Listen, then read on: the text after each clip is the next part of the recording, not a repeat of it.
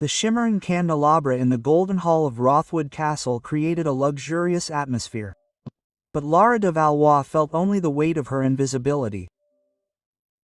She was 23, neither a young debutante nor a woman dreaming of a profitable marriage. Alara had a keen intellect that set her apart from the ton.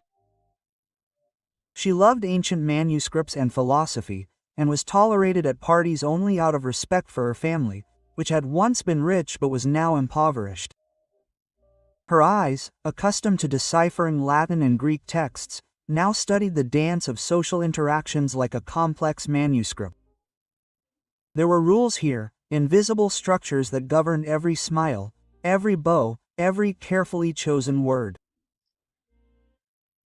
The society of that era was a ruthless etiquette machine, and Alara always felt like a cog that didn't fit in. She was only here at the insistence of her aunt, Lady Beatrice, who desperately hoped to see her marry before the family lost its status. Her dress was last year's, modestly mended where the fabric had frayed. Her jewelry was few and old, an inheritance from a grandmother she barely knew. Among the ladies dressed in the latest London fashions and covered in diamonds, Alara looked like a faded watercolor amid vibrant paintings. She didn't resent this. On the contrary, she enjoyed the invisibility her modesty afforded her. It meant she could observe without being seen, think without distraction. Across the room stood Duke Alaric de Montaigne. He embodied everything Alara quietly despised about the aristocracy. At 30, he was the embodiment of power and privilege. His posture was impeccable, his clothes were perfectly tailored, every move calculated, like a skilled chess player. And Alaric ruled his duchy with astonishing efficiency, transforming barren lands into profitable enterprises. But behind such control lurked emotions, which he kept as tightly controlled as the fortresses of his castle. That night, Alaric felt particularly oppressed. His family and the royal council had arranged a political marriage with Duchess Serafina de Westbridge, a woman of classic beauty and keen intellect. This union would strengthen their territories, strengthen their alliances, and ensure succession. It was logical and strategically sound, but utterly devoid of emotion. Alaric accepted his fate with the same humility of a man who had known from a young age that personal feelings were a luxury men of his station could not afford. But there were nights when the weight of this accepted fate became unbearable. Watching Serafina approach through the crowd with her perfectly rehearsed smile and eyes assessing every step of her strategy, Alaric felt a surge of panic. Was this a decade of empty talk, empty smiles, and a partnership that would feel more like a business deal than a union of souls? The prospect of that future unfolded before him like an endless corridor, illuminated by the same artificial light of the candidiasis all around. Duchess Serafina was only 10 meters away, surrounded by a crowd of admirers and flatterers. She waved gracefully, and Alaric realized he was about to be caught up in a conversation that would inevitably lead to a public announcement he wasn't yet prepared for. His heart, the very thing he tried so hard to ignore, began to beat faster. He needed an escape, a maneuver, anything to buy himself more time before sealing his fate. And then his gaze met Alara's. She was partially hidden behind a marble column, watching a medieval tapestry depicting some forgotten battle. There was something in her posture that intrigued him. It wasn't the feigned disinterest so favored by many women to appear mysterious. It was genuine intellectual fascination. Her eyes followed the threads of Gabelin, as if reading a gripping story, completely oblivious to the social drama around her. Alara wasn't beautiful in the traditional sense that society valued. Her features were more interesting than beautiful. Expressive eyes of an unusual amber color, a slightly long nose, wide lips that seemed accustomed to asking provocative questions rather than offering ingratiating smiles. Her dark hair was simply styled, without the elaborate curls and adornments that were fashionable. But there was a living sparkle in her face, a presence that hinted at unexplored depths. Moreover, Alaric recognized in her something he rarely encountered in his world: authenticity. She wasn't playing to the crowd, she simply existed in her own space, oblivious to the ambitions and strategies that drove everyone else in the room. And it was this authenticity that gave him an idea. With a sudden decision that surprised even him, Alaric changed direction, weaving through the crowd with the authority his position granted. People automatically parted to make way for him. He felt Serafina's eyes on his back, her retinue's puzzlement, but he didn't slow. Soon he found himself in front of Alara, her attention finally drawn away from Gubelan. Alara looked at him with surprise, then with understanding. Of course, she knew who he was. Everyone did. The Duc de Montaigne was a figure impossible to ignore, but her amber eyes held no admiration or envy, as they did in so many others. There was curiosity and even a hint of skepticism, which he found surprisingly refreshing. And Alaric leaned down, bringing his face so close to hers that it violated all rules of etiquette, and whispered with controlled urgency, "Forgive my boldness, sweet lady, but I urgently need your help. Pretend to be my fiancé for tonight, just a few hours. There is a situation I need to resolve, and your presence nearby will be a necessary expense.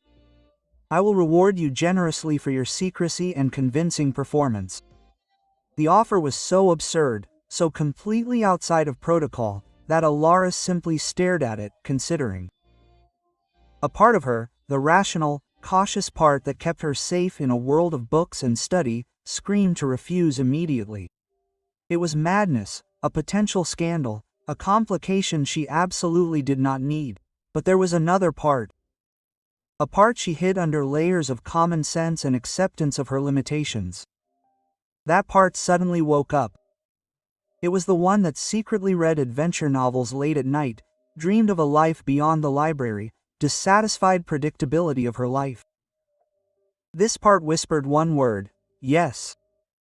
Her eyes met his, and Alara saw something she hadn't expected: genuine vulnerability, briefly revealed before retreating back into familiar control. The Duke of Montaigne, with all his power and position, was asking for help from her, a poor scholar with no social significance. The irony was sweet. "Just one night?" she asked. Her voice was quiet but confident. "Just one night," Alaric confirmed. "I will release you from any obligations at dawn, and there will be no long-term consequences." Quote, "You have my word as a gentleman." Alara hesitated for only a moment, then, having made the decision that would change everything, she nodded slightly. Quote, "Very well, Your Grace. I will be your bride for one night." The relief that appeared on Alaric's face was fleeting, but clear. He offered her his hand, and Alara took it, feeling the strength of his muscles under the thin fabric of his jacket. Together they turned towards the hall, and Alara noticed with horror that dozens of eyes were already glued to them. The Duke's sudden step across the hall did not go unnoticed. Serafina stopped midway. Her expression was carefully neutral, but something dangerous sparkled in her dark eyes. She was beautiful, like Greek statues. Perfect, cold, ruthless. Her blue silk dress cost more than Alara's entire wardrobe combined. Diamonds glittered on her neck and wrists, catching the light from the candelabra and reflecting it like a symbol of wealth and power. Quote, "Duke Alaric," Serafina said as they approached. Her voice was sweet, but with a hint of steel. Quote, "What a pleasant surprise. I was just looking for you." Her gaze slid over Callery, assessing her for a split second and clearly not finding her threatening. "And I see you have made a new acquaintance, Duchess," Alaric replied, bowing politely. Then, with an audacity that made Alara's heart beat faster, he placed his free hand on hers, which rested on his in a gesture that clearly spoke of ownership. Quote, "May I present to you Miss Alara de Valois, my fiancée?" The silence that followed was so complete that Alara could hear the crackling of the candles in the candelabra. The entire hall seemed to freeze, as if a wizard had cast a spell. Then, like a wave, a murmur of voices began, growing in volume and bewilderment. Serafina turned pale, then blushed. Quote, Bride, she repeated. The word came out as if she were swallowing glass. Quote, "This is unusual, Your Grace. We did not know you had an attachment." It happened suddenly, Alaric said with a tenderness that belied the tension. Alara, she could feel it vibrating in his hand. Sometimes the heart recognizes its mate in an instant. I'm sure you understand the feeling. It was a subtle blow. Everyone knew that Serafina and Calarico's interest was purely strategic. The Duchess opened her mouth, then closed it, clearly considering her answer. Finally, she forced herself to smile, but her eyes remained cold. Quote, "How romantic. I must congratulate you," she said, almost spitting out the last words. The circle of aristocrats around them grew. Everyone pretended to talk, but in fact, they listened intently to every word. Lady Beatrice, Alara's aunt, seemed on the verge of fainting from shock. Lord Pemberton, Serafina's father, was red with suppressed rage. It was a social failure of epic proportions, and Alara, to her surprise, found herself beginning to enjoy herself. Quote, "Miss Davallo, a woman of extraordinary intelligence," Alaric continued, seemingly oblivious or deliberately ignoring the scandal. "Our conversations about philosophy and history were instructive. I realized I value a partner who can challenge me, not simply support my social standing." It was a veiled jab at Serafina, and everyone in the room understood it. Alara felt a twinge of guilt, a sense of solidarity with the woman for the humiliated Duchess, but this quickly gave way to a need to maintain the deception she had agreed to. Quote, "Your Grace, you are very generous," Alara said, finally finding her voice. She forced herself to look at Alaric with what she hoped would be convincing tenderness. "Though I must admit, I was the one who learned more. It's rare to meet a gentleman who appreciates a woman's mind." "Rare indeed," Serafina murmured. Her sarcasm was palpable in every word, but before the situation could worsen, the orchestra began playing owls, and Alaric immediately seized the opportunity. "Miss Davallo, may I invite you to dance?" Ella swallowed. She knew the basic dance steps, of course. Every respectable girl learned them, but rarely had the opportunity to practice. And now she was about to dance with the finest dancer in the kingdom, under the gaze of hundreds of critics. "It will be an honor," she said, because what other answer could she give? Alaric led her to the center of the room, and Alara felt the weight of their gazes like physical pressure. Her heart, it was pounding so hard she was sure he could hear it. But when he put his hand on her waist and took her other hand in his, something unexpected happened. The world around her began to disintegrate, as if the hall and its hundreds of inhabitants became less real, less important. "Breathe," Alaric said quietly, just for her. "And follow me, I will guide you." The music began, and they moved. Alara stumbled on the first step, but Alaric's hand on her waist was firm, supportive, but not critical. By the second beat, she found the rhythm. By the third, she was almost starting to flow. Their gazes met, and she saw surprise in his eyes and something else that made her stomach twitch strangely. "You dance remarkably well for someone who seems to spend more time with books than at balls," he remarked. And there was a warmth in his voice, which contrasted with the previous formality. "Books teach many things," Alara replied, allowing herself to smile a little, including that the waltz is, in fact, applied mathematics. 1, 2, 3, 1, 2, 3. Geometry in motion. Alaric narrowed his eyes, and then, to his own surprise, laughed. It was a low, sincere laugh, not at all like the polite and restrained smiles he probably showed at social events. "Geometry in motion. I've never heard the waltz described that way." "There are many things you've probably never heard," Alara replied. There was a challenge in her voice. "When you're at the top of the social ladder, people probably only say what they think you want to hear." Her words were too bold, but Alaric was not offended. On the contrary, he thought about it. "You're right," he admitted. "It's nice to talk to someone who doesn't count every word." "Oh, I'm making a profit," Alara remarked. "You promised compensation, don't forget." "Although, I must admit, the meeting itself is turning out to be more interesting than I thought." They spun, and the hall around them became a blur of colors and light. Alara realized she had completely forgotten about the audience.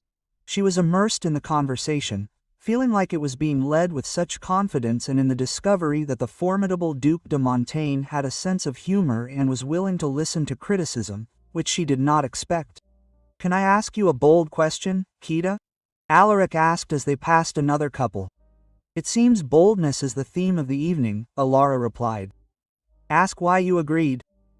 "In fact, it can't be just because of the money. Although, I think that is important too. You could have refused. You should have refused, if you had any sense." Quote. Alara considered the question, appreciating its honesty. "You are right," she said slowly. "There's a part of me that screams that I've made the stupidest mistake of my life. But there's another part. One that's suffocated under the weight of a boring and limited life. A part that saw a chance, however insane, to experience something more than my small life. Even if it was just for one night, even if it was just a pretense." The honesty of her words clearly touched him. And Alaric looked at her with a new intensity, as if seeing her for the first time. "I don't think it's stupid," he said quietly. "Sometimes courage looks like recklessness. And pretense," he hesitated. Something changed in his expression. "Pretense can reveal truths that caution hides." The music was drawing to a close, but neither of them wanted it to end. They found themselves in a strange and unexpected space, not complete strangers, but not quite close either. Something new, something in between. When the last note sounded, the hall erupted in polite applause. Alaric and Alara pulled away a little, but not too much. He was still holding her hand, and she realized he didn't want to take it. They leaned toward each other, and when they straightened, Alara saw Serafina watching them from the edge of the dance floor. Her mask of calm began to crack. "It seems our performance is being judged," Alara whispered. "Then we need to convince them," Alaric replied. And before she could ask what he meant, he leaned in, slowly, giving her time to back away if she wanted, and pressed his lips to hers. The kiss was supposed to be discreet, brief, simply to convince the onlookers that their engagement was real. But the moment their lips met, something changed. A spark arose between them, a connection that was more than just an act. Alaric's lips were soft but confident, and he kissed her in a way that made her heart beat faster. It was not a kiss for show. It was a kiss in which he discovered something unexpected and precious. Alara responded before her mind could intervene. She gripped his hand tightly and leaned closer, losing herself in the moment. For the first time in her life, she stopped thinking and simply felt. And what she felt was so intense that it frightened her. When they finally broke apart, it could have been only a few seconds, but it felt like an eternity. They both looked shocked. Alaric's hand trembled slightly before he clenched it into a fist. Alara's eyes were wide open. Her lips parted slightly in surprise. Whispers filled the hall. Some applauded, shocked by the open display of affection. Others whispered gossip. Lady Beatrice looked like she was about to faint, and Serafina turned and headed for the exit. Her retinue hurried after her, but Alara barely noticed. She was lost in Alaric's gaze, seeing her own shock and confusion there. It wasn't pretense. Nothing about that kiss was fake.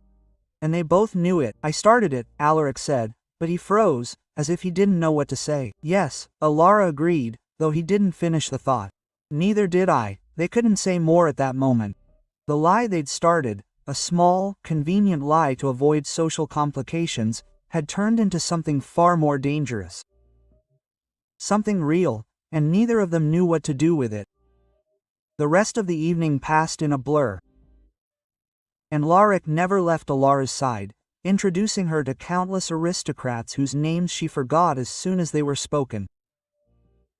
She answered questions automatically, smiled at the right moments, nodded, but her thoughts were elsewhere. She kept returning to that kiss, analyzing it as if it were an ancient text. Every sensation, every detail, the way his fingers tightly wrapped around her waist, the warmth emanating from their closeness, the taste of his lips, the red wine, and something that was only his. And most of all, the emotional power emanating from that simple touch. Alara had read about kissing. Of course, she had studied romantic poetry, classical literature, even philosophical treatises on love. But none of this knowledge had prepared her for this reality. No book could convey how her body suddenly woke up, as if it had been asleep for 23 years. And only now, in this impossible moment, did she finally breathe a sigh. And Larik, like Alara, was experiencing something similar. He was talking to others, moving easily around the room, but there was a tension in his posture, and confusion in his eyes. Several times she caught his gaze, which mingled confusion, admiration, and something close to panic. The situation was absurd. They were practically strangers. They'd met less than 2 hours ago. This game was temporary, not real. But something deep and terrible had awakened between them, something neither of them could ignore. When midnight finally arrived and the ancient clock on the tower struck, Alara felt both relief and reluctance. The night was drawing to an end. Soon she would return to her ordinary life, and this whole strange story would become just a memory, perhaps a fairy tale she'd tell herself in solitude. But it seemed Alaric had other plans. "Millie Divalua," he said. His voice was quiet, so only she could hear it amid the music and conversation. "We can talk alone, we need to discuss something." Quote, Alara hesitated. Every instinct told her to refuse, to thank him for the interesting evening, to take her promised reward, and return to the safety of her drab life. But the same part of her that had compelled her to agree to this game whispered that the night was not yet over, that there was still more to learn. Very well, she agreed, allowing him to lead her through the crowd and out of the hall. They walked through the castle corridors in silence, passing portraits of Alaric's ancestors that looked down on them from centuries-old canvases. Finally, he opened the door leading to the library. Of course the library, Alara thought, with a bitter smile. The universe seemed to want to create situations with deep meaning. The room was magnificent. Dark oak shelves stretched from floor to ceiling, filled with leather-bound books. A fire burned softly in the fireplace, casting dancing shadows on the walls.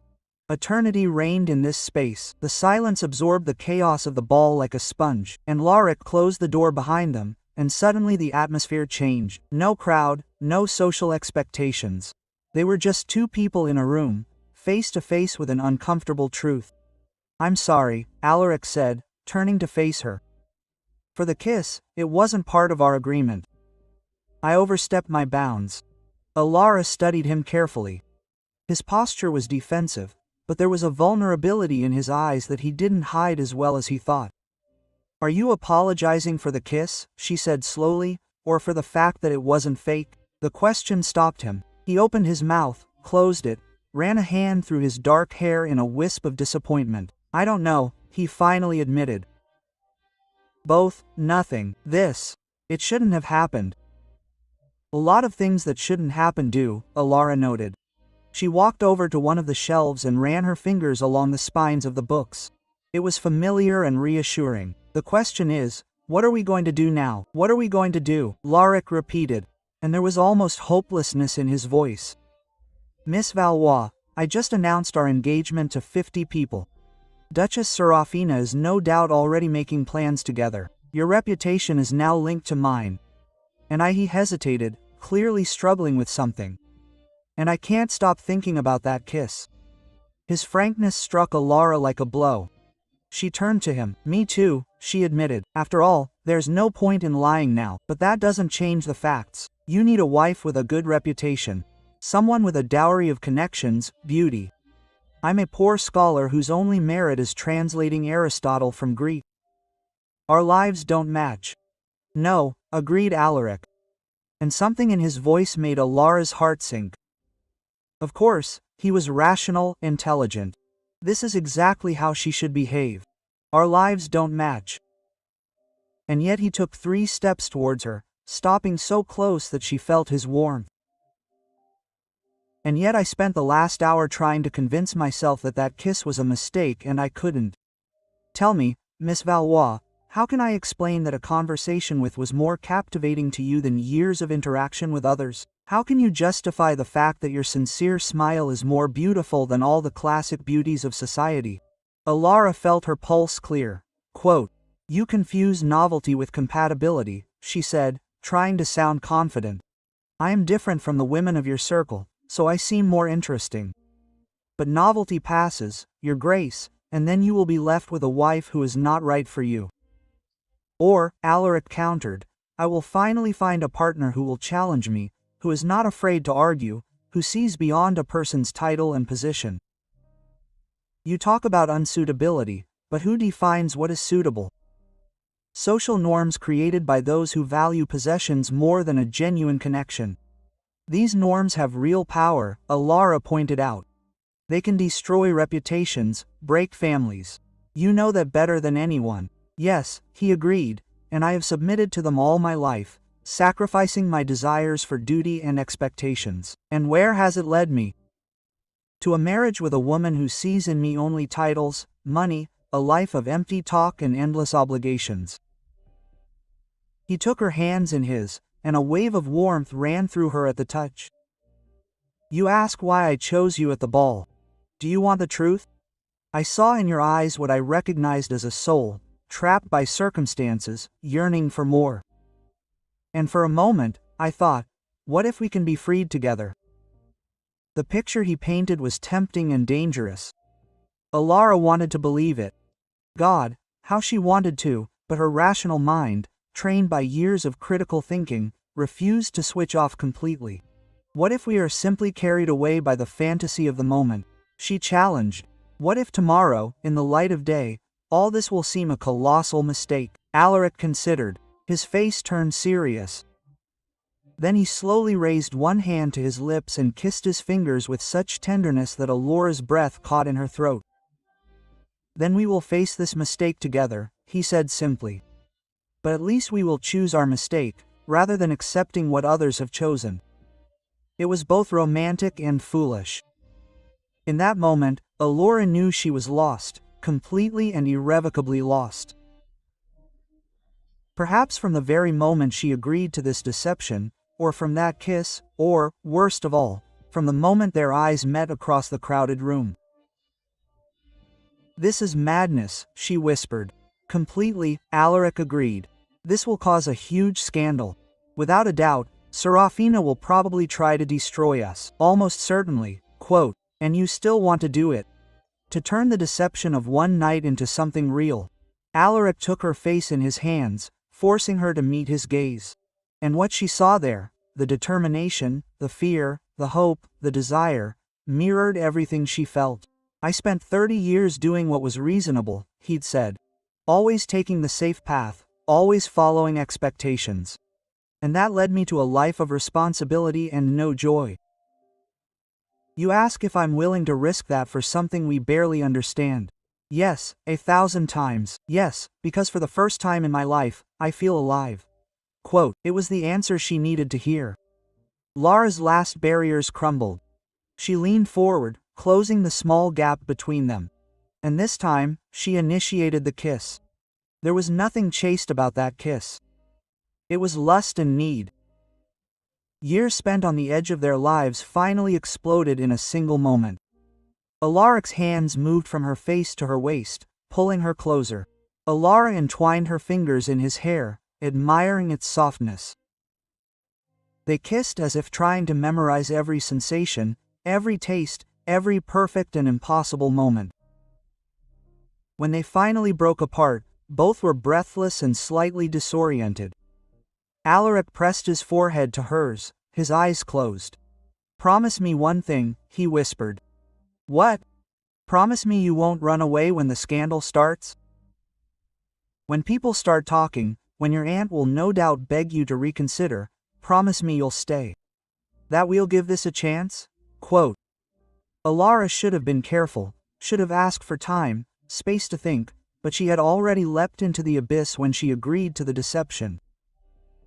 Now she was free falling, and strangely she felt no fear. She felt free.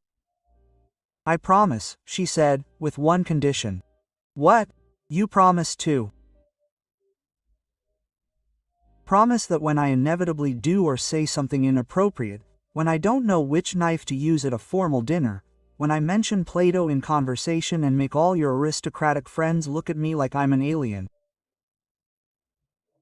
Promise you won't regret it." Quote, and Lyric laughed. His laugh was deep and sincere. "Miss Devalua, if you stop quoting philosophers in casual conversation, I will be deeply disappointed. I promise that when you are your magnificent, perfect self, I will be there, proud to have chosen you." "Then we have a deal," Alora said, sealing it with another kiss. They spent another hour in the library, talking as if they had known each other their whole lives. Alaric spoke of the constant pressures of his duchy, of his family's high expectations, of the emptiness of relationships based only on convenience. Alara shared her feelings about the restrictions placed on women, her love for knowledge that society considered eccentric. They had found unexpected connections. Both had lost their mothers at a young age. Both had sought solace in books when the world became too difficult. Both secretly questioned the strict social rules that governed their lives, but felt powerless to change anything. "Perhaps together," Lorik said when Alara expressed her feelings, "we can begin to change things, or at least create our own space where we can breathe." It was a tempting idea to build something new within the old. Not a revolution, but an evolution. A partnership based on mutual respect and genuine choice, not on obligation. When they finally left the library, the ball was over. The guests were leaving. Their carriages were lining up at the castle doors. Lady Beatrice was waiting at the entrance. Her face expressed shock, alarm, and, to Alara's surprise, a sliver of hope. "Alara," she said as they approached. "Duke of Mantire." "I don't know what to say. So perhaps we should say nothing yet," Alaric suggested softly. "I understand the situation is unusual, but please believe my intentions are honest. With your permission, I would like to come see you tomorrow to discuss the future." Lady Beatrice looked at them, clearly considering. Finally, she nodded slowly. "Okay, tomorrow at 2 a.m. in Alara." She hesitated, then added more quietly, "I hope you know what you're doing." "Honestly, Aunt Beatrice, I have no idea," Alara admitted, "but for the first time in my life, I'm doing something because I want to, not because I'm expected. That should mean something." Her aunt looked at her for a long moment, then something in her gaze softened. "Perhaps so," she murmured. "Perhaps so." The maid of Valois' carriage was summoned. Before Alara sat down, Alaric took her hand again. "Until tomorrow," he said, and in those simple words there was a promise. "Until tomorrow," Alara replied. The walk back to her family's modest home passed in silence. Lady Beatrice didn't ask questions, for which Alara was grateful. She needed time to process everything that had happened, everything that had changed in a few hours. When she was finally alone in her room, Alara sat by the window, looking at the stars. The night was clear, and the moon illuminated everything with silver and shadows. She touched her lips, still feeling the ghost of Alaric's kisses. It was real. It really happened. Tomorrow would bring a test. She knew Serafina would not accept humiliation silently. Society would have its opinions, and most of them would be cruel. There would be obstacles that she could not even foresee, but for the first time, Alara felt that she was ready for them, not alone, but with a partner who sees her, appreciates and chooses her. The farce had become reality. And although it should have frightened Alara, she felt only a burning hope that everything could work out. The days after the ball flew by in a whirlwind of visits, gossip, and frantic preparations, and Alaric, keeping his word, arrived at the Devalua house at precisely 2 o'clock the next day. He was dressed impeccably but modestly. He spoke respectfully to Lady Beatrice, presented a generous marriage contract, and spent most of the time discussing his future plans with Alara. "I was thinking we could spend part of the year in London and the other part on the duchy lands," he suggested, strolling through the modest gardens. "Montana Hall has a large library that is rarely used. It will be yours exclusively for study." Quote, "You bribed me with books," Alora remarked, but she smiled. "It's bribery if I offer you something I sincerely want you to have," Alaric countered. "Your mind is amazing, Alara. It would be a crime not to develop it." Alara noticed how easily he used her name. They crossed some invisible line from formality to intimacy. Quote, "And what about your duties?" she asked. "I can't imagine the Royal Council will be pleased with your recent elections." "They will survive your displeasure," Alaric said dryly. "And, frankly, part of me enjoys their confusion. For a long time, I was the perfect duke, doing everything expected of me. Finally, I'm free to do something unexpected." But not everything was so simple. Duchess Serafina, as expected, did not take the refusal with dignity. Within a week, rumors began to circulate, hints that Alara had used some unworthy trick, that her family was in debt and seeking salvation through an advantageous marriage, that the Duke was experiencing a temporary nervous breakdown. Alara felt the weight of every critical glance, every poorly concealed whisper whenever she appeared in public. There were moments when the desire to escape, to abandon this crazy life and return to the calm of anonymity became almost unbearable. It was at one of these moments, after a particularly harsh tea party, where several society ladies treated her coldly, that Alaric found her alone in the library of her home. Tears rolled quietly down her face. "Alara," he said tenderly, sitting down in front of her chair. "What happened?" She told him, her voice breaking. And Alaric listened. His expression grew increasingly tense. When she finished, he took her hands tightly. "These women," he said. His voice was restrained, but there was obvious anger in it. "Unhappy in their lives, so they try to drag others into their misfortune. Don't give them power over you." "It's easy for you to say," Alara replied, more sharply than she intended. "You are a duke. Men are judged by their deeds. Women are judged by everything, by appearance, family, choices, value on the marriage market. And I failed all of those criteria except one. I was able to attract you, and they hate me for it." "No," Alaric corrected her firmly. "They envy you. That's the difference. Yes, the hypocrisy in how men and women are judged is real and unfair. But, Alara, you promised to stay. Promised to give this a chance." "I know," she whispered. "And I want to, but it's harder than I thought." And Alaric gently pulled her out of the chair, hugging her. "Then we will support each other," he said, pressing his face against her hair. "In difficult times, I will be your strength, and when I weaken, you will be mine. We are not strangers, fighting the storm alone. We are partners." Alara pressed herself against him, feeling his warmth and strength. He was right. She had made a choice, and choices require courage, especially when the going gets tough. Besides, Alaric added, a hint of humor in his voice, "I have a plan to deal with Duchess Serafina and her friends." "Oh." Alara pulled back a little to look him in the face. "And what is that plan?"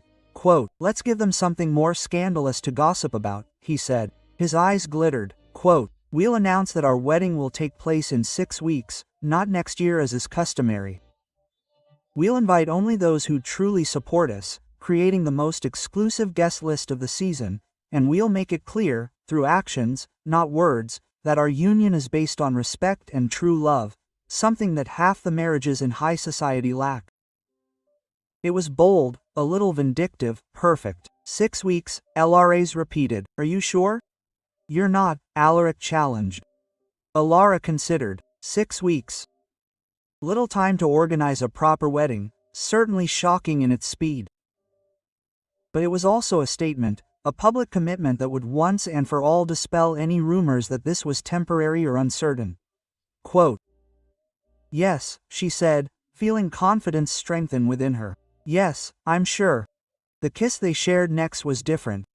It wasn't sparked by sudden passion or a new discovery. It was a promise, an agreement, a conscious choice to build something together despite obstacles. The next 6 weeks were tense. Alaric proved an outstanding partner, overcoming every obstacle with intelligence and determination. When members of the Royal Council questioned his choice, he made such logical arguments about the advantages of an intelligent duchess that they had no answer. When Serafina's family tried to stir up trouble with legal matters, Alaric made it clear, with the threat of using his power, that pursuing such a course would be unwise. Alara, for her part, discovered strengths within herself she hadn't known she had. When faced with criticism, she responded not with submissiveness, but with quiet dignity and a sharp mind. At one particularly tense tea party, when Lady Pemberton made a nasty comment about how some people rise above, Alara responded with venomous kindness. Indeed, Lady Pemberton, it is comforting to live in an age when merit and compatibility are beginning to matter more than chance birth. This must be disturbing to those whose worth lies solely in pedigree. The response quickly spread through society, and to Alara's surprise, many laughed not at her, but with her. She discovered that there were many who secretly resented rigid hierarchies and admired courage, even as they condemned inappropriateness. Slowly but surely, she found allies among unexpected people. Lady Beatrice became an unexpected and powerful ally. She had long lived on the fringes of society due to her family's financial difficulties. With little to lose, she began to defend her niece with venomous persuasiveness. Quote, "My niece," she said more than once, "possesses something that half the beautiful women lack: depth of character and sincerity. If these are valued less than good looks and a large dowry, then our society is too superficial." Quote, The wedding day came faster than Alara could have imagined. The ceremony was small for the Duke, only close and true friends in the private chapel of the Montagna estate. But what it lacked in grandeur, it made up for in meaning. On the morning of the wedding, as Lady Beatrice helped Alara dress, she asked softly, "Are you sure, child? Once you walk through that door, there will be no turning back." Quote. Alara looked at her reflection. The dress was simple but elegant, made of the cream silk Alaric had insisted on buying. Her hair was neatly styled, small white flowers woven into the curls. She looked different, not like someone else, but like a more confident version of herself. "I'm sure," she said, never having been so sure of anything in her life. The chapel was bathed in soft light filtering through the ancient stained glass windows. The small group of guests turned as Alara entered, but they had eyes only for the man waiting at the altar. Alaric looked resplendent in his formal suit, but the expression on his face struck her: vulnerability, hope, love. True love, not the fake one like in the beginning, but grown from deep conversations and shared moments of courage to be themselves. As she walked up to the altar and took his hands, Alaric whispered softly, so only she could hear, "You're simply stunning and a little scary." "Scary?" Alara asked, smiling. "You're everything I've stopped dreaming of. Smart, honest, a true partner. It's scary to realize that I have this and that I could lose it. So it's a good thing I'm not going anywhere," Alara replied confidently. The vows they'd made were traditional. But when Alaric said the words love and respect, he looked into her eyes, and Alara knew he understood the true meaning of those promises. When it was her turn, she added her own promises. To challenge him, to support him always, and to not let convenience replace sincerity. The kiss they shared when they were pronounced husband and wife was different. It held the memory of that first impossible kiss, but also of the entire journey they'd taken. Every obstacle, every doubt, every decision to be together, even when it would have been easier to give up. The celebration that followed was intimate and joyful. There were speeches, some touching, others humorous. Lord Ashford, one of Alaric's few close friends, raised a toast to the newlyweds who had the courage to choose love over convenience, sincerity over masks, and each other, instead of the expectations of those around him. Toast was greeted with warmth and approval. Later, when the guests began to leave and the sun was setting, Alaric took Alara to the very library where they had their first real conversation since the ball.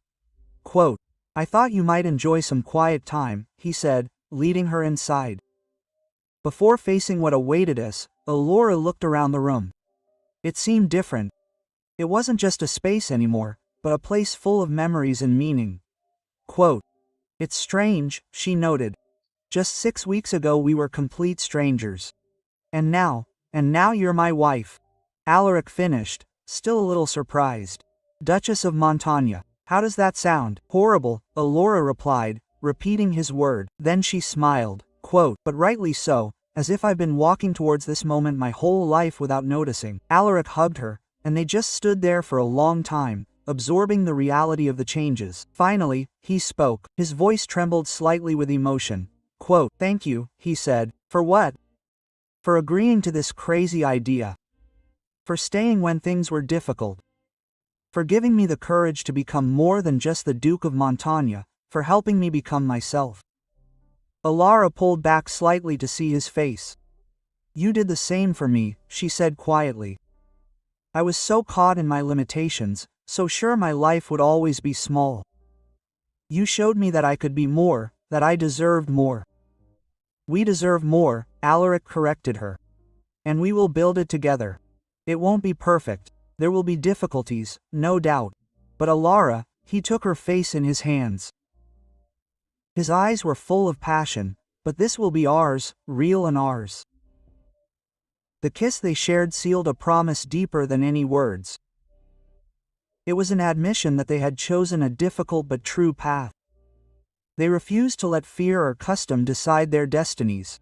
When they finally pulled away, the moon was rising, filling the room with silver. And Alaric took Alara's hand. Ready to begin our real lives? He asked. More than ready, Alara replied. And, holding hands, they walked out of the library, leaving behind the old versions of themselves, the lonely duke and the unnoticed student, and stepped into the future they would build together. The years that followed confirmed both the wisdom and the difficulties of their choices. There were moments of triumph, when Alara opened a literary salon in Montaigne Hall, attracting the best thinkers of her time. When Alaric introduced progressive reforms to his lands, improving the lives of his tenants, when they faced political and social challenges together, using the power of their minds. But there were also moments of tension, and Alaric sometimes struggled with the weight of his responsibilities, becoming distant and overwhelmed. Alara sometimes felt resentful of the restrictions that were still placed on women, even those of high status. They had arguments, sometimes heated, about philosophy, politics, the best ways to run the duchy, but always, they returned to each other. This connection, which began at an unexpected ball, remained strong. They promised to be sincere and always showed not only their best sides, but also their flaws, fears and vulnerabilities. 5 years after that ball, Alara was again in the library, this time in Montaigne, which she had significantly expanded. She was revising the manuscript of a philosophical essay on the nature of marriage and freedom of choice, when Alaric entered with a package of letters. Mail from London, he announced, then stopped, studying it. What's going on? Alara noticed that she was smiling. I was just thinking, she said, about how it all began, about that funny falseness. And Alaric came closer and leaned down to kiss the top of her head. The best impulsive decision of my life, he said. The second best, corrected Alara.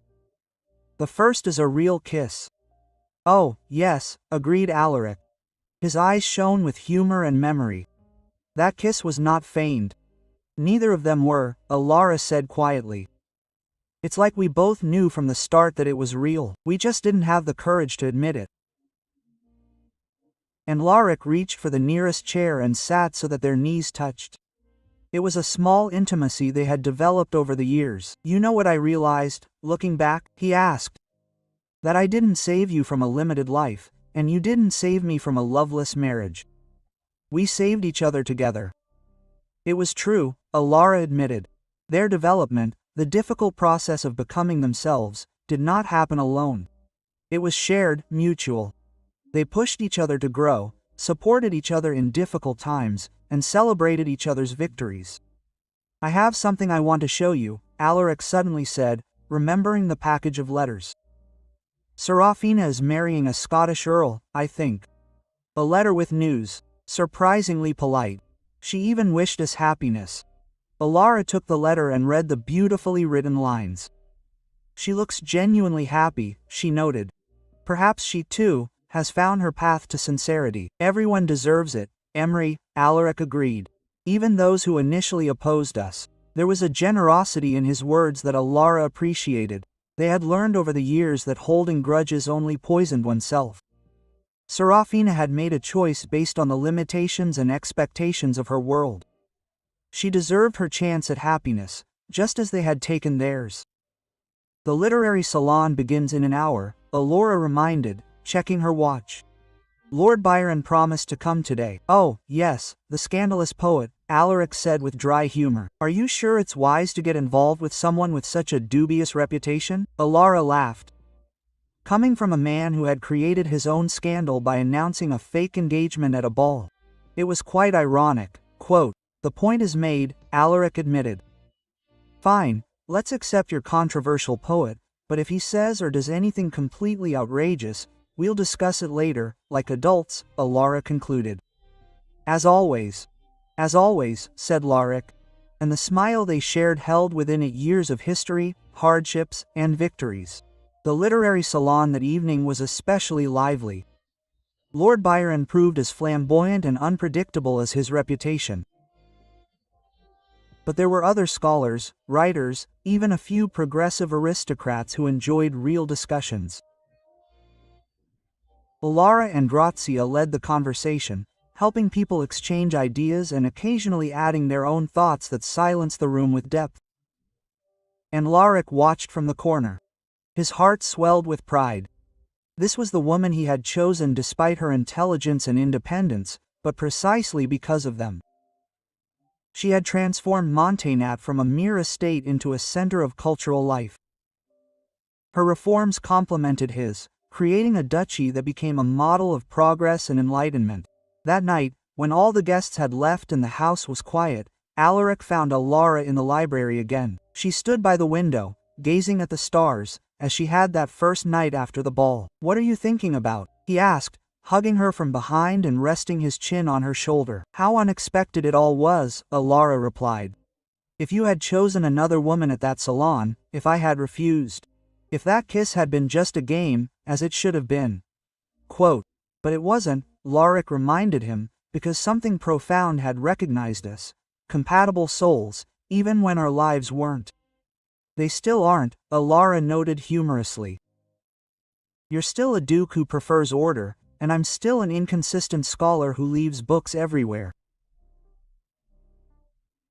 And yet, Alaric said, turning her to face him, we get through this because we respect our differences, challenge each other, and never forget that we chose each other. Alara gently touched his face. Do you ever regret all this scandal? Not once, Alaric answered sincerely. And you? Never you, Alara replied. This life is more complicated than it was before, but it is so much richer, more real, more mine. The kiss they shared then contained everything. Memory and promise, passion and partnership, the past they had lived through and the future they continued to build together. It was a kiss that was never feigned, never was, because the greatest truth they discovered 5 years ago was not about love at first sight or destiny. It was the courage to be true in a world that demanded submission, to choose connection over convenience, to build something real even when it was easier to accept the false. Years later, when asked about their unusual love story, Alaric and Alara gave the same answer. It started with deception, yes. But what they learned about themselves, about each other, and that maybe when two people refuse to change who they are, it was never pretend. Not for a second. And when their children asked how their parents met, Alara would smile and say, your dad asked me to pretend to be his fiancé for one night at a ball, and I was crazy enough to agree. And then what? The children would ask, wide-eyed. And then, Alaric would continue, pulling Alara closer. We kissed, and in that kiss, we realized we weren't pretending. We found the truth. It was a story they told over and over again, like a family legend, growing more vivid with each repetition. But the essence remained the same. Two souls, entangled in expectations, met at an unexpected moment, recognized each other, and decided to choose honesty over convenience. They taught their children that growth isn't about perfection, it's about sincerity, about having the courage to show your weaknesses, admit your mistakes, and still know your worth. It's about finding someone who sees you, truly sees you, and chooses to stay not despite your flaws, but for your true, complex nature. And it all started with a desperate whisper at a ball, an impulsive agreement to deception, and a kiss that broke every rule, including the most important one, that true love must be reasonable, planned, and appropriate. Their love was none of those things. It was absolutely, perfectly real, from the very first impossible moment to all the ordinary and extraordinary moments that followed. It wasn't a pretense. Never was, and never will be.